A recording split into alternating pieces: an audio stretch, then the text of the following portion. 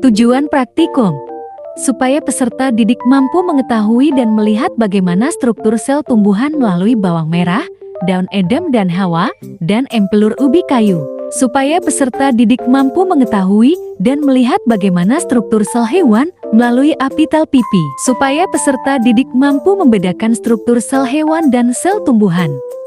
Alat dan bahan: bawang merah, daun Adam dan Hawa, empelur ubi kayu, tusuk gigi, pisau silet, kaca objek, mikroskop. Prosedur kerja. Pertama, iris tipis bawang merah lapisan paling dalam menggunakan pisau silet. Untuk menaruh ke kaca objek gunakan tusuk gigi. Lalu gunakanlah mikroskop dengan jarak pandang 10x10. Ulangi hal tersebut dengan daun Adam dan Hawa, dan juga empelur ubi kayu yang berwarna putih. Lalu untuk melihat sel hewan, gunakanlah apital pipi temanmu.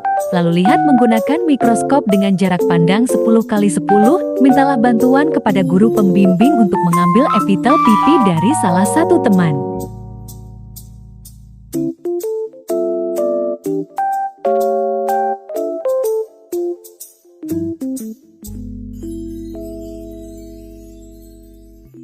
Schleiden mengemukakan bahwa teori sel adalah setiap bentuk makhluk hidup, termasuk tumbuhan itu tersusun atas sel-sel. Anggapan Schleiden tersebut didukung oleh Theodor yang juga mengungkapkan bahwa setiap makhluk hidup tersusun atas sel-sel.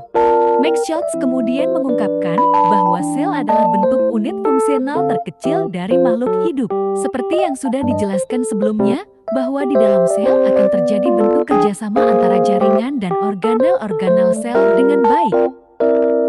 Rudolf Virchow juga mengungkapkan tentang teori sel, bahwa sel adalah suatu unit pertumbuhan yang terkecil dari makhluk hidup. Artinya setiap makhluk hidup di dalamnya memiliki sel yang kemudian akan tumbuh dan berkembang dari kecil menjadi organisme yang lebih besar untuk berfungsi.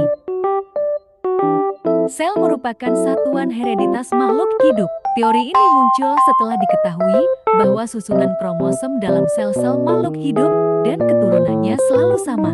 Penurunan faktor pembawa sifat suatu individu kepada keturunannya terjadi melalui reproduksi sel. Pertanyaan. Pertama, bagaimana bentuk sel tumbuhan yang diamati? Bentuk sel yang diamati berbentuk heksagonal dan bertumpuk-tumpuk seperti bangunan batu bata. Kedua, bagaimana bentuk sel hewan yang diamati? Bentuk sel hewan yang diamati berbentuk bulat, tak teratur, dan tak bertumpuk-tumpuk. Ketiga, sel manakah yang lebih kelihatan lebih besar? Sel hewan atau tumbuhan? Sel yang lebih besar adalah sel tumbuhan. Keempat, apakah perbedaan sel hewan dan tumbuhan? Sel tumbuhan berbentuk heksagonal dan bertumpuk-tumpuk, sedangkan sel hewan bulat, tak teratur, dan tak bertumpuk-tumpuk. Kelima, sebutkan organel yang terdapat pada sel hewan dan tumbuhan. Sel hewan, membran sel, inti sel, nukleus sel tumbuhan, dinding sel, inti sel, nukleus. Terima kasih sudah menonton DAA 3.